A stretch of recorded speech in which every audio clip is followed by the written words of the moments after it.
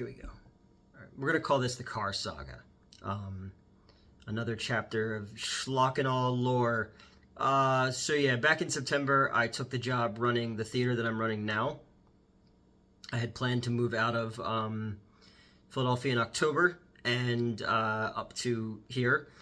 Thankfully, the owner of the theater has a whole bunch of rental properties as well, and I was able to get this one for a pretty big place, really nice place for a good price. So I was kind of commuting back and forth until probably the end of October, when I stayed one night to watch Venom 3 and shoot a review that's on this channel, and got home. Most of my stuff is packed up. I'm getting ready to move. I think I'd already moved some stuff up here because I made 2 trips with that car up to here to get stuff in, movie posters and furniture and stuff like that. So I get home from the Venom 3 night. The next morning I have to get in early because we have a documentary premiere the next morning of abandoned place in Philadelphia. It was something about like the Pennhurst and all that. So I get home later than I usually do because I stayed late to watch the movie. Get up the next morning and my car's gone. And I'm like, uh-oh, but there's a lot of people outside because apparently a lot of people's cars through Manayunk, Philly, Roxborough were all either smashed up or stolen. They found my car, and it was just utterly total trash. I think most of the cars that got hit were. So, I had to Uber from Philly to here, which is over an hour, so that's over $100 back and forth until things get situated.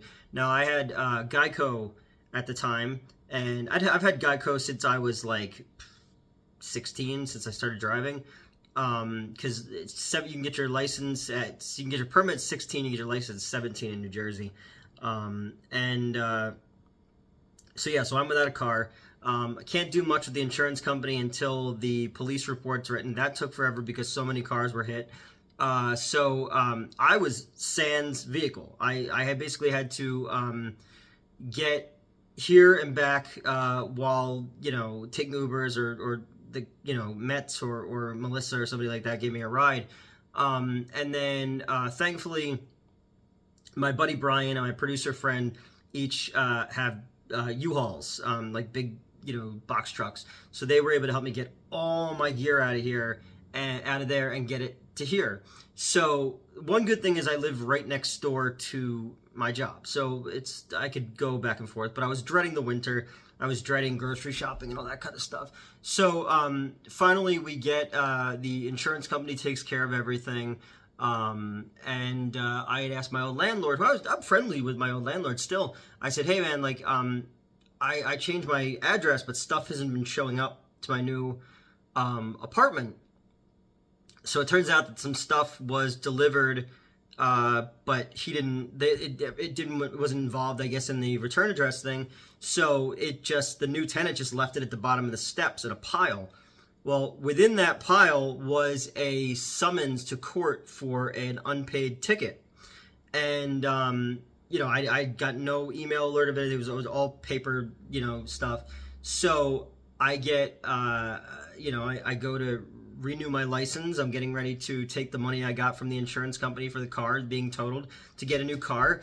And when I do that, I go to a local tag place here to get a new, my driver's license was, redone because it expired in the beginning of November. And they told me your license is suspended. And I was like, what do you mean my license is suspended? No, look, I still have another week before it expires. Apparently there was a warrant out for my arrest for not appearing to court for this ticket. So I had my lawyer get in touch with them. I had my landlord, my old landlord, get in touch with them as well. And yeah, it was all on the up and up. The thing was delivered. It was reported to me. So they say, well, we give him 6 months, but we're going to give him 3 months instead. And I was like, still, why? So basically for the last 3 months, I have been sitting unable to travel. Unless, like I got a ride when I was hanging out with my friend SJ, she was driving, or Melissa or Metz or somebody like that would drive. And I'm not used to that. I'm used to being the one who loads everything into the car and does all the driving. I know, when I used to date other people, they would get car sickness, so I'd always have to let them drive. But yeah, so for the last 6 months, it's been walking where I can walk, Ubering or door dashing, and it's expensive as fuck to do that.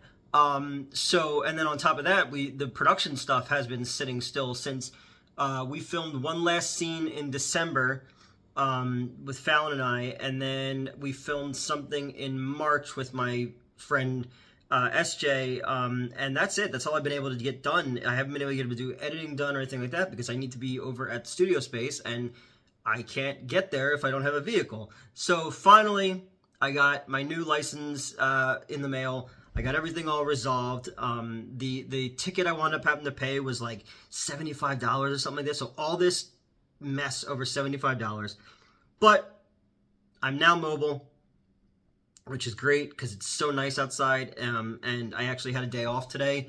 So I tried to get out and kind of clear my head a little bit and drive and around up here and see if some inspiration would hit me. And now we get back to editing, and then we get back to getting this project ready for the AFM in November, since we missed the May deadline that I wanted.